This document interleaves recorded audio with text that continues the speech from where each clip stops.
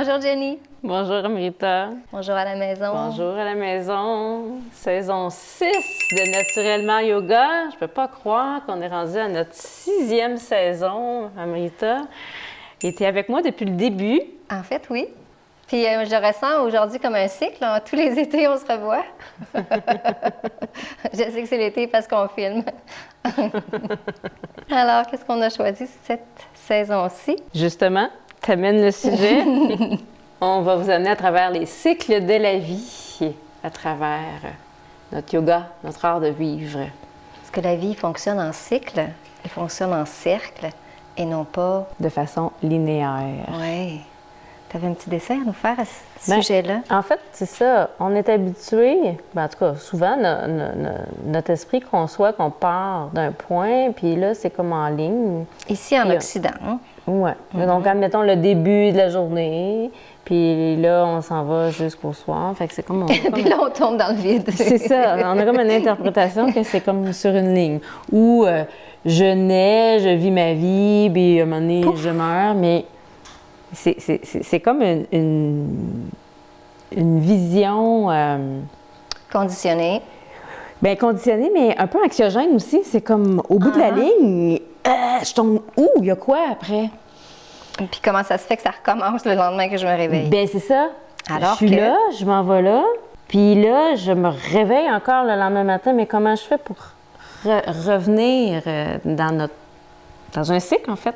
C'est pour ça que c'est intéressant de concevoir la vie dans un cercle. Admettons qu'on reprend le point de départ qui est là, commence ma journée ici, donc je m'en vais... Et c'est relié au cycle du soleil.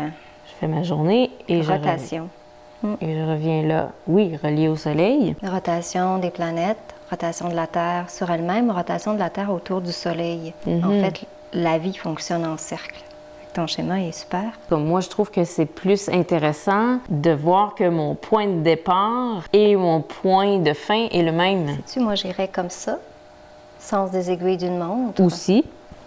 Parce que ça construit. Souvent dans les rituels, quand on veut construire l'énergie, on va circuler dans ce sens-là. Ici en Occident, parce qu'à l'autre bout de la planète, ça peut être différent. Oui, alors tout est en cycle. Il y a les saisons qu'on va aborder. Naissance, vie, transformation, vieillesse, mort et réincarnation. Dans la pensée védique, on renaît. On a ce cycle-là. On va parler aussi du cycle de la Lune. Le cycle de la femme qui est intimement relié au cycle de la Lune. Le cycle des saisons, on l'a mentionné. Ensuite, les cycles de la vie humaine avec les rituels qu'on a ici dans nos pays du Nord. Et finalement... On va vous amener dans les cycles de l'humanité, les grands cycles plus grands que nous, plus grands que notre vie humaine, en fait. Voilà. Dans la Bhagavad Gita, qui est un livre, on dit que c'est le livre de chevet dans la tradition védique, donc vraiment l'ancrage du yoga. Je vais lire quelques lignes parce que ça parle vraiment du fait de la conscience du cycle. Alors de la nécessité d'apprendre à lâcher prise. On n'a pas besoin de s'accrocher parce qu'on ne va pas tomber dans le vide. Ça va se refaire. Ça va recommencer. Et c'est le grand enseignement du bouddhisme aussi, Anicca, l'impermanence. À la maison, pendant la lecture des quelques lignes d'Amrita, si vous voulez tourner vos paumes de main vers le haut, se mettre en réception de ce texte et fermer les yeux peut-être si vous avez le goût. Puis on rentre en fait dans une partie du rituel de la journée qui peut être de faire une lecture spirituelle. Essence de la Gita.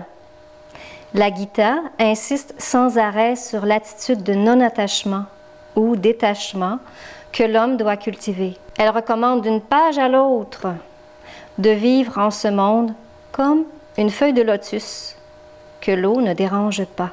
Celui qui agit en offrant toutes ses actions à l'Éternel et en abandonnant l'attachement n'est plus souillé par le péché, pas plus qu'une feuille de lotus n'est mouillée par l'eau.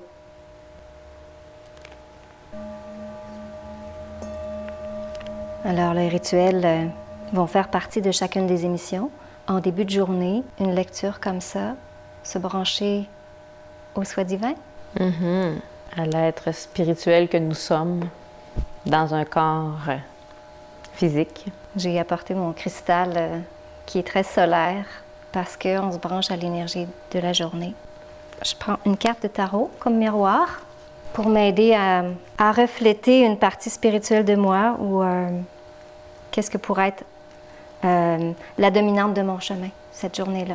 Est-ce qu'on y va pour des postures? Donc aujourd'hui, on veut vraiment aller dans le cycle d'une journée. En début de journée, on vous propose un enchaînement, en fait, de postures pour prendre contact avec notre respiration, coordonner la respiration avec notre corps aussi et les différents mouvements du corps pour ensuite aborder la journée. À la maison, si vous avez le goût de faire les postures suggérées en même temps que nous, donc vous pouvez placer votre tapis, en fait, tout au cours de la saison. Vous pouvez déjà placer votre tapis puis suivre ce que nous allons proposer en cours d'épisode.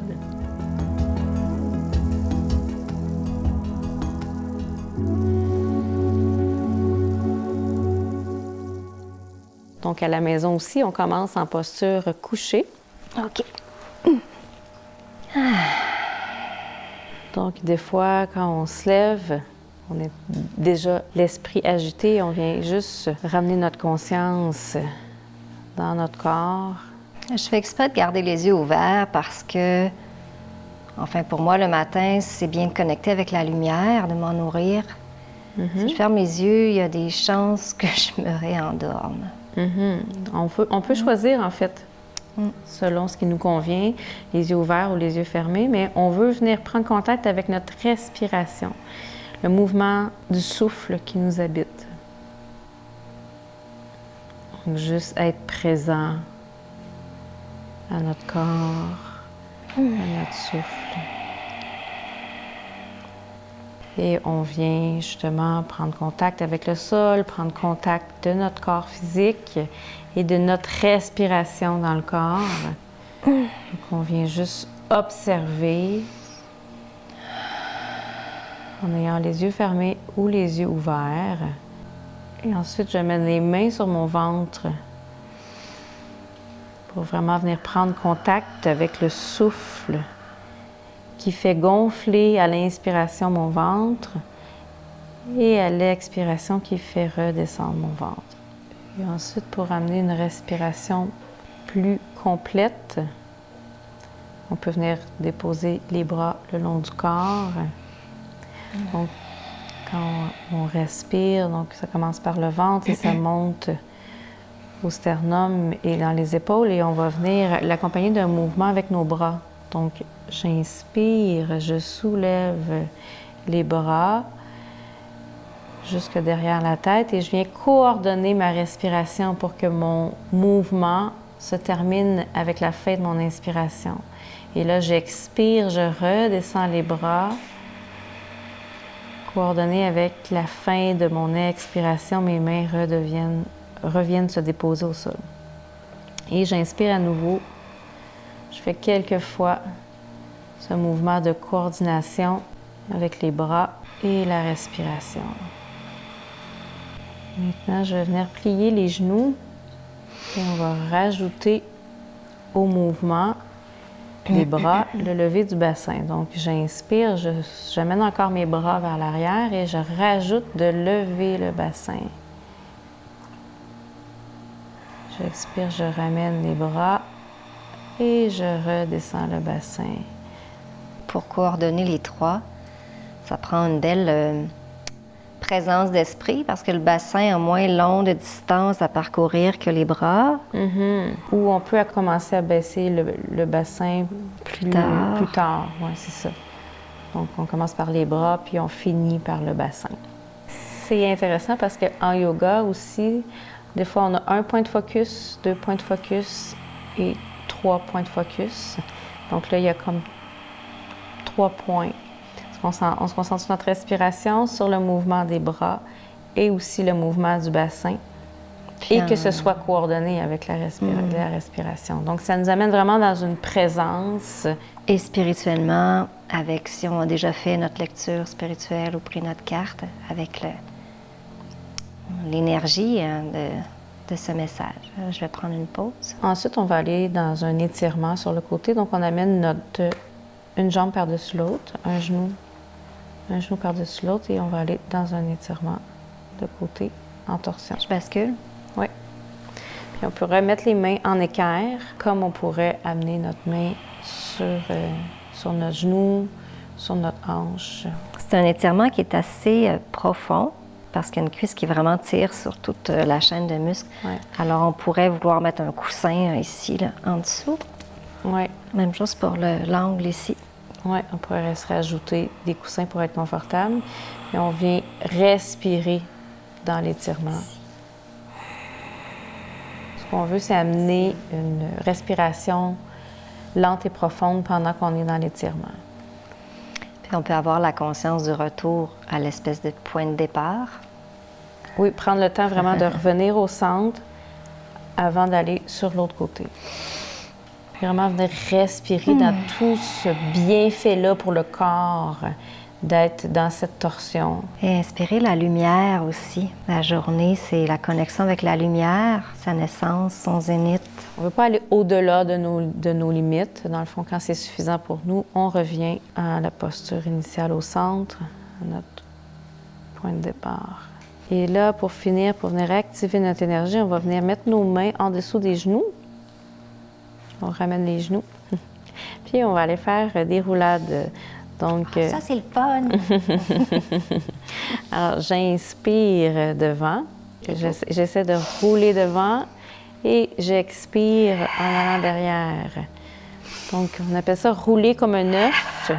Donc, on vient coordonner notre respiration avec notre mouvement.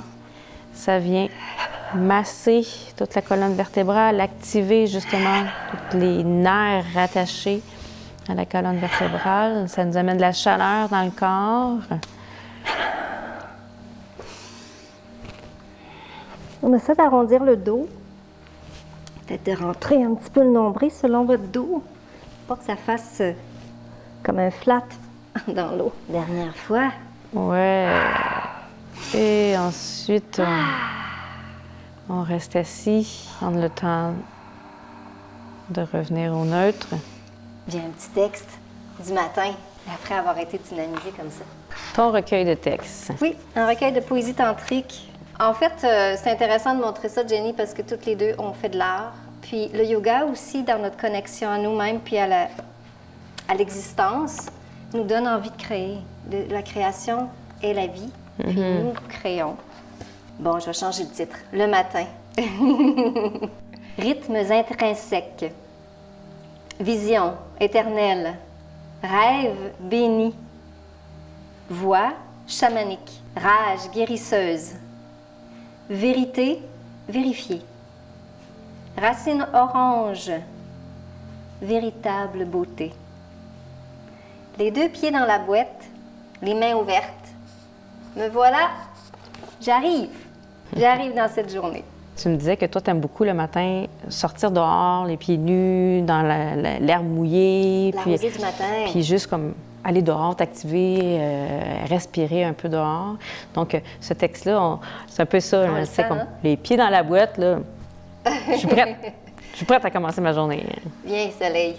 En fait, il semblerait que dans la rosée, il y a des particules de changements électromagnétiques qui se produisent pendant la nuit. Puis que c'est vraiment très, très chargé en énergie, cette rosée-là.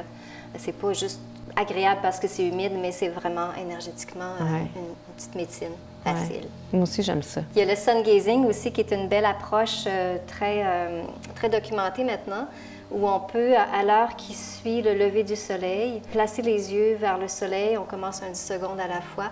Et il y a vraiment ces nutriments là, de rayons solaires qui viennent activer tout notre organisme et notre soleil intérieur de l'âme aussi. C'est la lumière qui est blanche, là, avant que cette lumière-là devienne comme... Elle est lumineuse, mais avant que ça devienne comme un soleil trop lumineux pour être capté par les yeux. Exact. Cette lumière-là nous permet de nous tourner vers notre partie qui est plus divine en nous. Et puis, moi, la posture que j'aime beaucoup faire le matin pour me tourner au divin. Je vais t'accompagner avec un chant.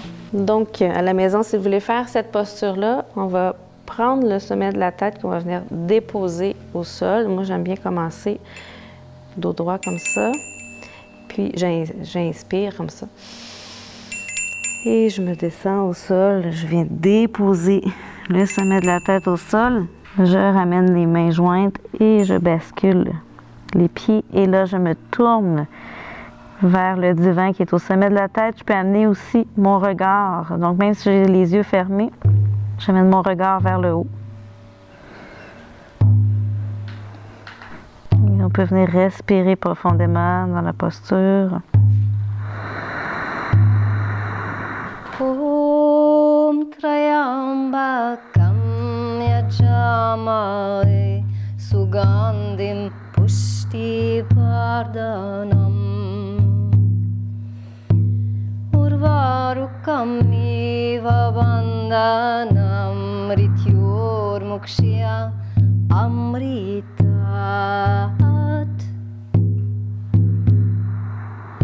Om Trayambakam Yajamare Sugandhim Pushti Vardhanam Urvarukam Iva Bandhanam Mrityor Mukshya Amritat.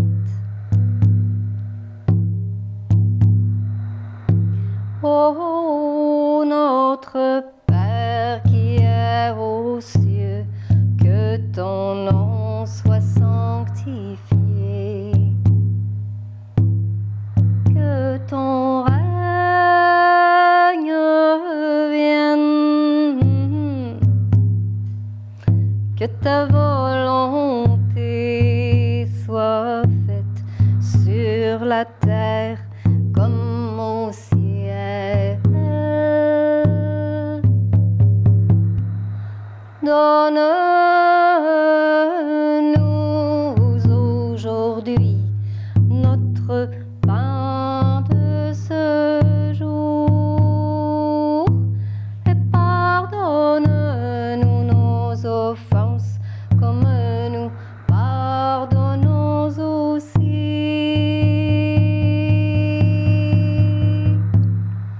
à ceux qui nous ont offensés.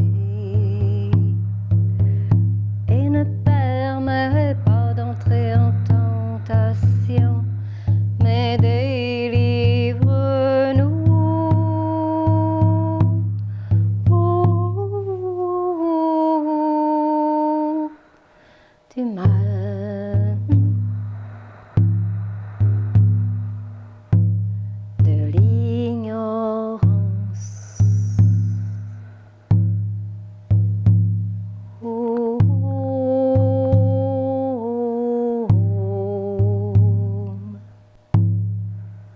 Shanti, Shanti, Shanti.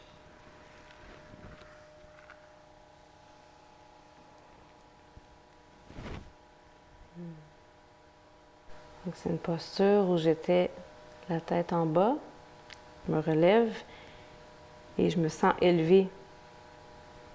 Donc, parce que j'étais tournée vers le divin, par le chant qui accompagnait aussi. Donc, même si j'avais le corps par en bas, je me sens élevée vers le haut. Donc, je ne sais pas si vous pouvez sentir ça aussi à la maison. Donc, moi, j'avais la chance d'être accompagnée par un chant live d'Amrita, mais à la maison, quand on fait nos postures du matin comme ça pour s'élever, autant qu'une lecture peut nous élever, on peut choisir de mettre une musique qui nous élève l'esprit ou une musique plus énergique si on a le goût, ou si vous avez un tambour aussi à la maison, vous avez le goût de prendre le temps d'utiliser tous nos outils. Et de voir aussi quel est le besoin, parce que pendant la nuit, il se passe énormément de choses. En fait, c'est comme un iceberg. La plus grosse partie de notre conscience, elle est inconsciente. Il se trame beaucoup de choses la nuit. Fait que le matin, on n'arrive pas nécessairement frais et dispo ou au neutre. On est chargé. Fait que des fois, on est fatigué, des fois, on est agité, des fois, on est très calme, des fois, on est éthérique. C'est ça, de voir de quoi on a besoin, utiliser les différents outils du yoga, dont les mudras. Donc, les mudras, c'est comme un genre d'acupuncture. Ça travaille sur tout le corps. Donc, parfois, on n'a pas envie de bouger tout le corps, on n'est pas capable. On peut faire des positions des mains. C'est vraiment une science qu'on peut utiliser, qui nous explique chaque mudra. Un titre pour un mudra. J'ai le goût de vous montrer.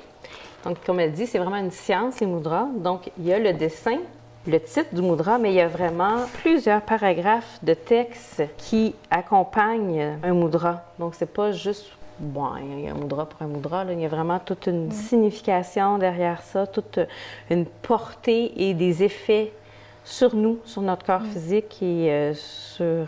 Si on a la charte, c'est plus ou moins activant. Quel centre d'énergie, on a parlé, il y avait une saison sur les éléments, donc quel élément en particulier ça va activer. Donc le premier, Apana. Apana Mudra.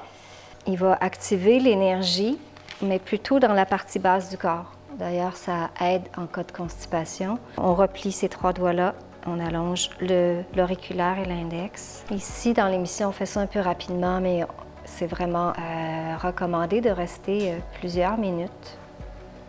Donc, si le matin, je me sens plutôt agitée ou anxieuse, je pourrais choisir ce mudra-là, qui finalement amène l'attention dans le bas du corps, donc un peu dans l'enracinement. Le vent qui va vers le bas. Dans la philosophie du yoga, les vayus, en français, c'est les vents. Donc, il y a 4 vents dans notre corps. 4 façons dont l'air circule, et ça va gérer des choses comme de la respiration, évidemment, mais les éternuements, la régurgitation, tout ce qui est air dans notre corps. C'est parce qu'il y a des différents types de souffle, de vent. Ouais. Il y en a qui tourbillonnent, il y en a qui sont directs, il y en a qui vont vers le bas, d'autres vers le haut. Alors, je vais relâcher celui-là. Venir un peu au neutre.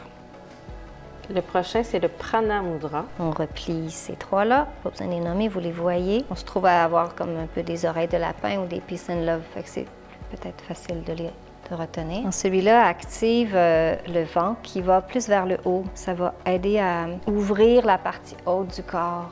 Donc, si on se réveille un peu léthargique, ça peut être très bon comme... De prendre le temps de ressentir l'effet du mudra en nous. C'est vrai qu'on dirait que je me lève. On dirait que ça fait ça dans mon corps. Puis c'est une gymnastique. On allonge les doigts, puis on conscientise que l'énergie s'en prolonge. Il y a comme des rayons. Puis les doigts qui sont ensemble, c'est qu'on conserve l'énergie. On la fait circuler dans un circuit fermé. Ça peut être bien de ne pas avoir de bague pour faire les mudras. Alors, je vais relâcher celui-là. On revient au neutre entre chaque mudra. On a le temps de ressentir que notre neutre revient, qu'on retrouve ce point zéro, ce point de départ et point de retour. Souvenez le cercle du cycle. Matangi va aider la circulation du vent au niveau latéral. On allonge les majeurs. On peut aussi avoir une progression dans les mudras. Si vous commencez dans les mudras, le faire pas longtemps, puis une autre journée un peu plus longtemps, puis expérimenter à votre rythme là-dedans. Qui est le Linga Mudra, le pouce vers le haut. Étant donné que c'est une verticale, ça énergise. Ça vient augmenter l'énergie et la clarté mentale, revitaliser tous les sens. Ça vient aussi aligner la colonne cervicale. Donc, si on a une journée avec une réunion d'affaires où on a besoin d'avoir les idées claires ou de focusser, c'est vraiment efficace. Augmente la créativité, l'intuition et supporte la communication claire. Donc, si on a à dire des choses, comme tu dis, dans une réunion ou une conférence ou... Un Zoom. Donc, vous pourrez piger dans ces mudras-là, dépendamment de les énergies que vous avez besoin d'activer en vous.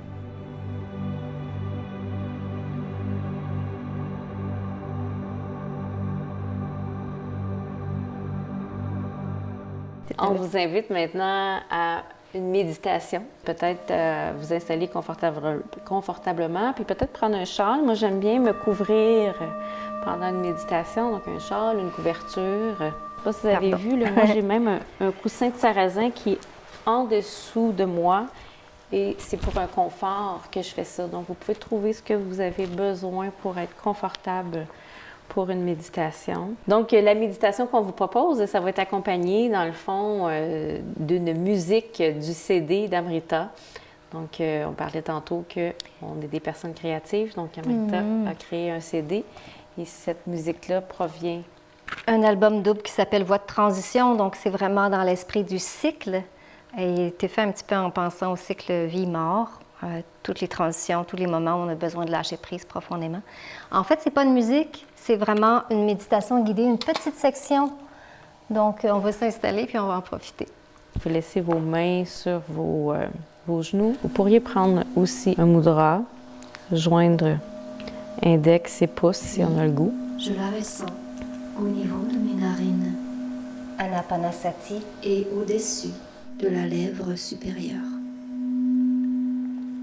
On ressent la respiration.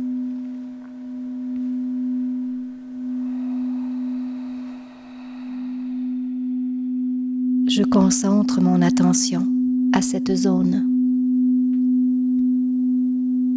et je remarque la fraîcheur de l'air à l'inspire.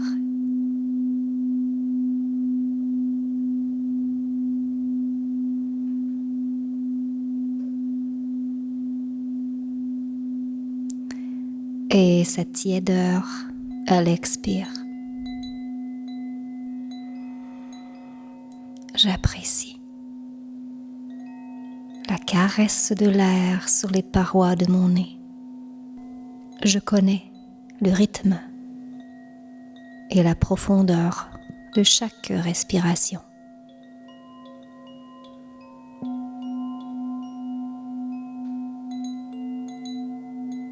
Je demeure présente pour vivre ce mouvement. Vivre cet échange constant. Cette constante transition. Je réalise que cet air circule partout sur la planète et dans tous les êtres vivants. Cela depuis des temps sans commencement. Le souffle me relie à toute chose. En haut, en bas, au milieu, au centre.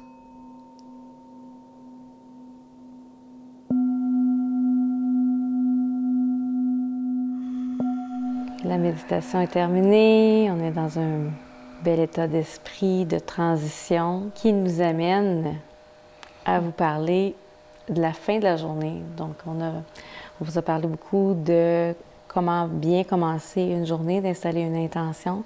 Mais à la fin de la journée, on veut aussi, une fois qu'on a été dans l'action, dans la journée, qu'on a fait ce qu'on avait à accomplir, retour à soi, gratitude pour ce qui s'est installé dans la journée, rendre grâce pour les gens qu'on a rencontrés, la nourriture qu'on a mangée. C'est un beau texte qui va dans ce sens-là, Jenny. Ben oui, moi recueil. aussi j'écris des textes, donc j'ai un recueil de textes, Les Sentiers de l'inspiration, et il y a un texte qui s'appelle Merci Gaïa. Donc Gaïa qui est la terre, notre terre-mère. Donc merci Gaïa, je prends l'engagement d'aller en nature plus souvent. En contact avec terre-mère, je suis aussi en contact au cœur de mon être. À observer la nature, je comprends mieux ce qui se passe en moi et autour de moi. Les réponses sont en moi, mais la nature m'aide à les voir, car nous sommes liés, nous sommes un. Merci, Gaïa. Juste avant que tu commences, j'avais commencé à dessiner pour l'autre étape après la conscience du cercle, c'est qu'en fait, les choses se répètent, mais elles ne se répètent jamais.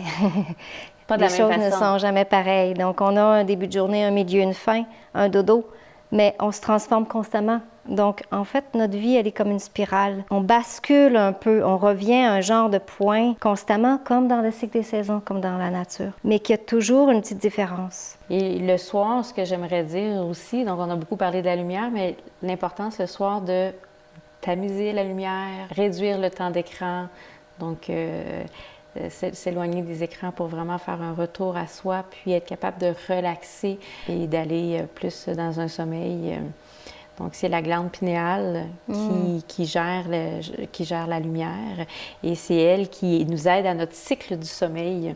Et si elle est stimulée jusqu'à ce qu'on aille dormir par de la lumière et qu'on essaie de dormir après. Donc, on n'aide pas notre cycle naturel de sommeil. Les réveils matins qui ont une espèce de rayonnement verdâtre, là, où tous les petits éclairages en coin nuisent. Donc, c'est vraiment recommandé de dormir dans une pièce complètement sombre. Si on est en nature, on peut ne pas avoir de rideau, comme ça on suit vraiment le cycle de lever et de coucher du soleil. Moindrement qu'il y ait un lampadaire, ça fonctionne moins bien. Mais c'est ça, hein, cette conscience de l'effet de la lumière. Oui, c'est ça. Toi, qu'est-ce que tu fais le soir aussi parfois? Le soir, j'aime ça revenir, dans le fond, au côté spirituel. Remercier aussi des aides spirituelles qui m'accompagnent dans ma vie, d'aller vers l'image, entre autres, de Babaji qui m'accompagne et aller allumer une petite chandelle.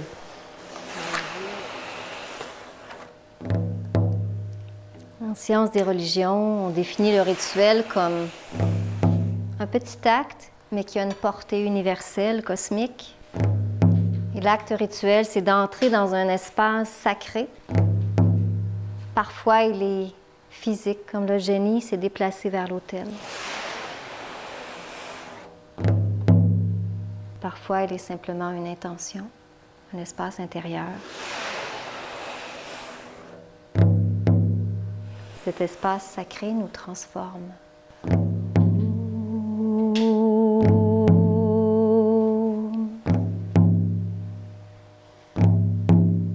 Gracias a la vida,